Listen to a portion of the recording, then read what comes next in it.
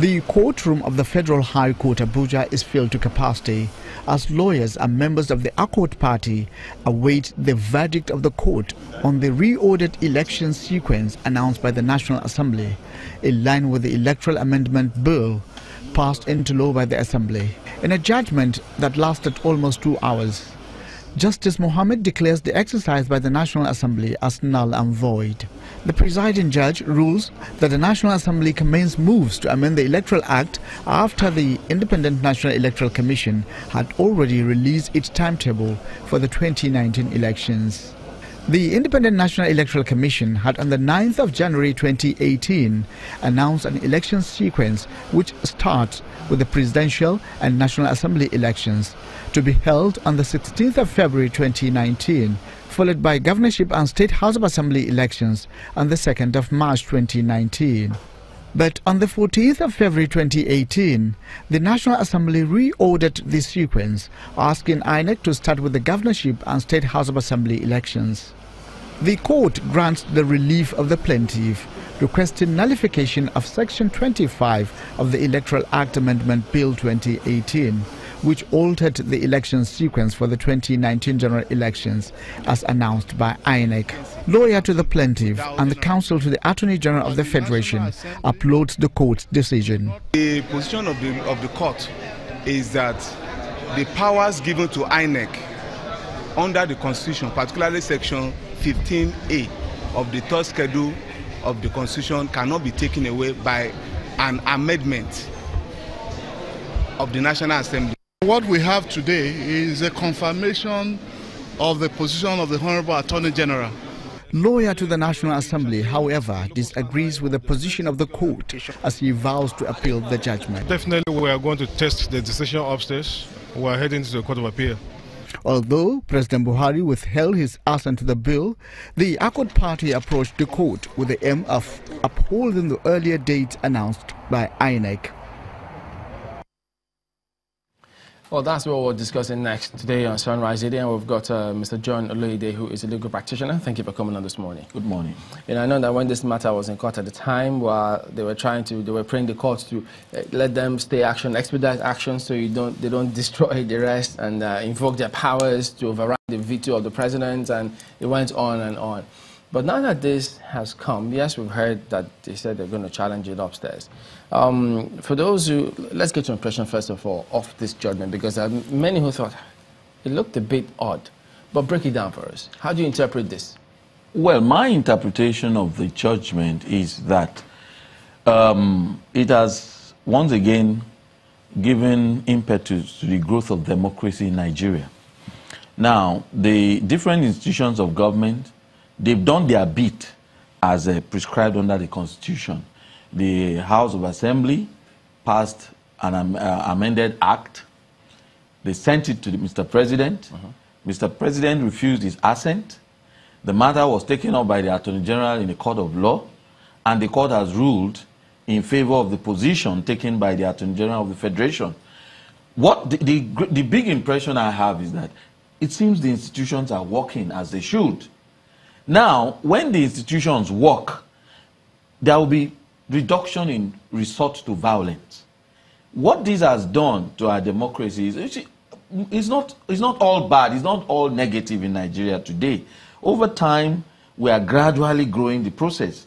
People are allowed to talk. Even when people try to stifle dissent, people still talk. The social media is a buzz. We are hearing things we never used to hear. We are seeing a old senator handcuffed. These are things that never used to happen. So this judgment has not derogated in any way from the growth of the democratic process. In fact, it has advanced it. That is my perception. So for those who then thought that INEC, because we had them here initially, they said, look, we are a creation of law. Whatever the law says we do, we do. But can they also be seen to be going to court to challenge that particular process of amending the law? Now, I agree totally with the notion that INEC, being a creation of law, must be susceptible to law. I do not agree, to the extent that a lot of the legal practitioners and some other people, politicians, keep saying, oh, no, it's wrong for the National Assembly to seek to amend the Electoral Act.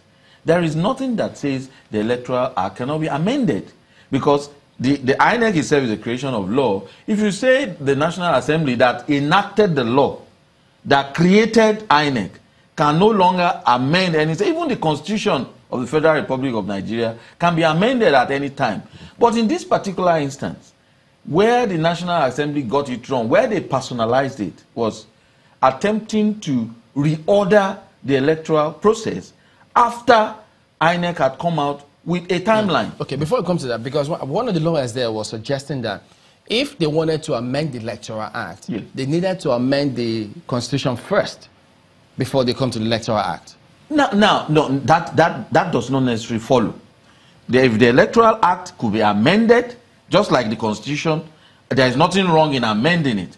But what I'm saying is the effort, the whole effort of the National Assembly was tailored towards a sort of retroactive application of the amendment. That is undemocratic. At what point is it retroactive? Because we asked INEC and they said, well, if the law changes today, insofar as we have not conducted elections, we have to abide. So at what point can it be said to be retroactive? Now, INEC came out with a timetable that we are going to start with this election.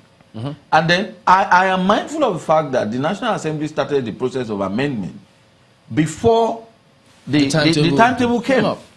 Now, I don't know whether that was an issue canvassed before the court of law, but that the process started. And that is the reason why we say, you see, when you have a process ongoing in National Assembly, it takes too long.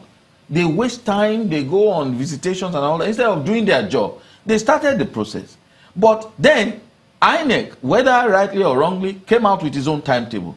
After coming out with that timetable, I believe that it was wrong for the National Assembly to now prescribe an amendment that negates the timetable that has come out. But in prison, in law, you always say that, look, if there is a process going on, you have to wait until the process is concluded before you take any action. That's why they run to court and say, look, you need to preserve and let them stay action or maintain status quo. It wasn't the National Assembly that rushed to court to say, oh, INEC, you should not do this. INEC coming up with a timetable when the process is on. Yes. So if a lawyer were to go to court, bringing that to the attention of the judge or the judge, what would the decision of the court will be? You see, there are a lot of things out there in public domain that a lot of us don't know the actual basis of. For instance, the hue and cry is about Section 25, about the timetable. Now, my own reading of the judgment, based on what I've read, I've not seen the judgment of the ruling of the court, is that Section 25 is just a part of the whole amendment. And when you look at it, from any perspective you want to look at it, you have to appreciate the fact that this ruling or judgment does not really knock off the whole amendment that has been done. Because this one the court simply ruled on the issue of dates. So when we are talking about, oh, what has happened, it's a win-win for the Nigerian populace. Because there are sections in that amendment that I think have been preserved even by this ruling.